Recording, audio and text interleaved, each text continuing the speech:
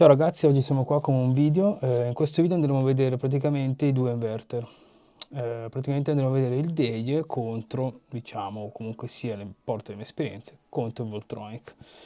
Allora, io avevo l'Expert Max 2, se non sbaglio, il 7.2, mentre il DEI, come tutti sappiamo, almeno il modello che ho io, è 6 kW.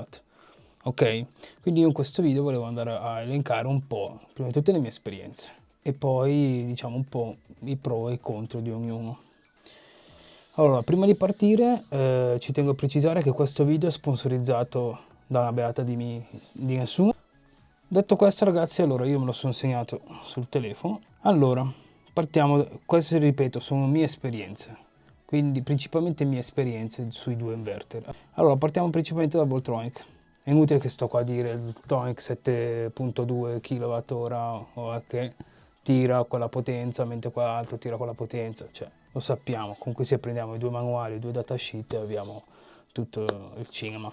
Io appunto, come dicevo prima, è più un'esperienza personale, avendo posseduto entrambi gli inverter.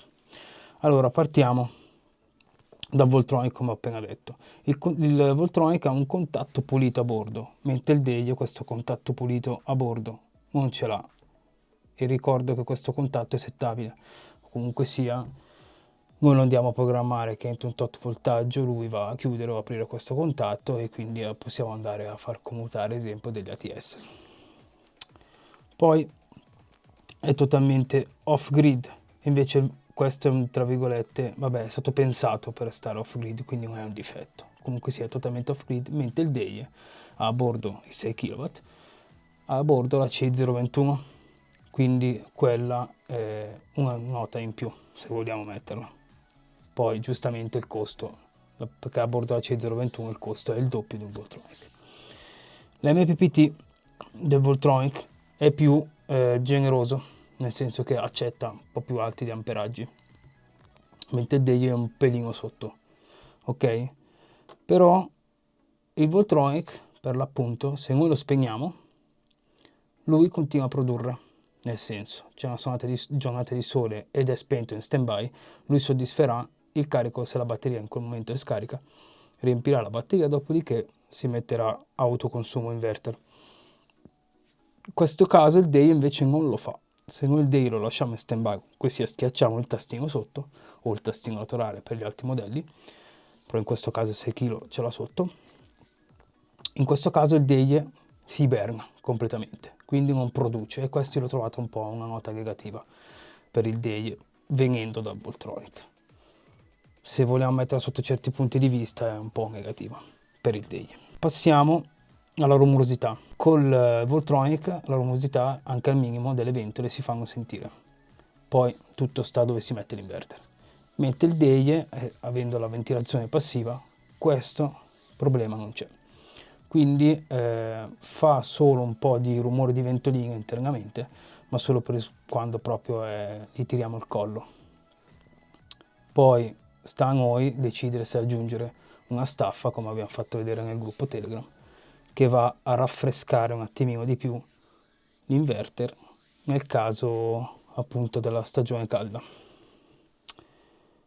Poi un'altra cosa del Voltronic, ha solo la comunicazione RS485 per la batteria, mentre il DEI ha sia comunicazione CAN che RS, e quindi questo è un punto a favore del DEI. Tutte e due, questa è una nota, tutte e due uguali, hanno più o meno la stessa compatibilità con la maggior parte dei BMS.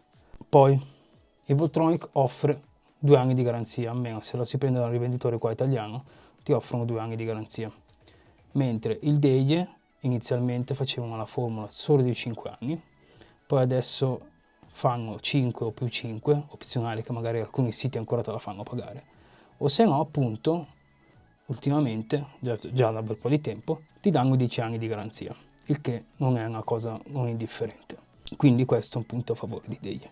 Un punto a favore invece del Voltronic è che ha dentro il famoso relè per quanto riguarda per eliminare la bifase che mette in neutro a terra. Il Voltronic appunto è già provvisto internamente di questo relè, mentre il DEI, se la si vuole, se non si vuole la bifase, bisogna aggiungere, come appunto abbiamo visto in un video precedente qua sul canale, o come abbiamo trattato appunto nel canale Telegram, bisogna aggiungere un relè esterno, relè barra contattore, e si risolve il problema. Quindi questo è un punto a favore secondo me per il Voltronic. Veniamo al lato display. Il Voltronic è molto scarno come display, è piccolino, tra virgolette, mentre sul Deie la nota di favore va al Deie per quanto riguarda lo schermo. È un attimino più grosso, touch, ed è alla fine, sì, lo schermo non è che fa una differenza, però diciamo anche visivamente un po'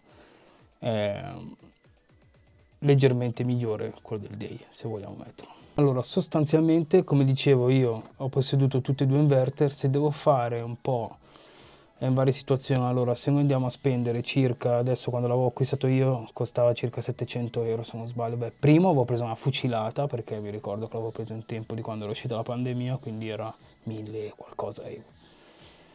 Mentre il secondo, quando avevo acquistato per fare il parallelo, era sui 700.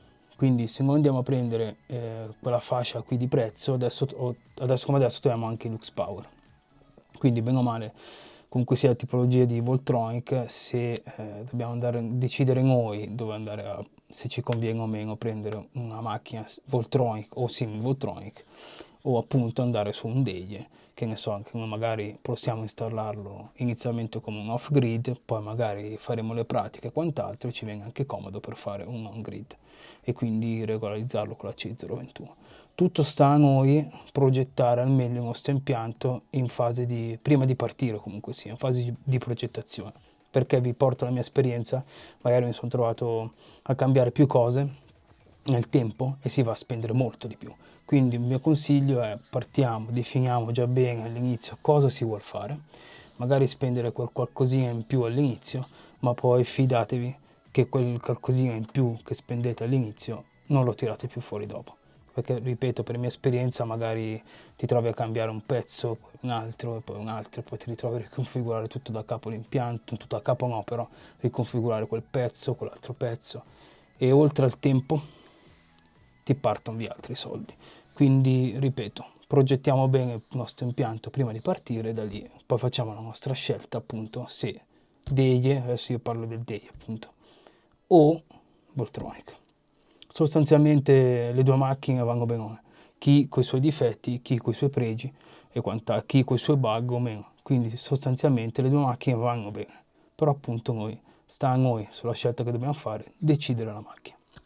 Niente ragazzi, questo piccolo video ho voluto portarvi la mia esperienza, come dicevo già dall'inizio, sui miei due inverter che ho posseduto, e niente, poi voi fate la vostra idea. Come al solito vi ringrazio per aver visto questo mini video, e se volete iscrivervi iscrivetevi, se volete entrare nel gruppo Telegram vi aspettiamo a braccia aperte. Per il resto vi auguro una buona giornata. Ciao!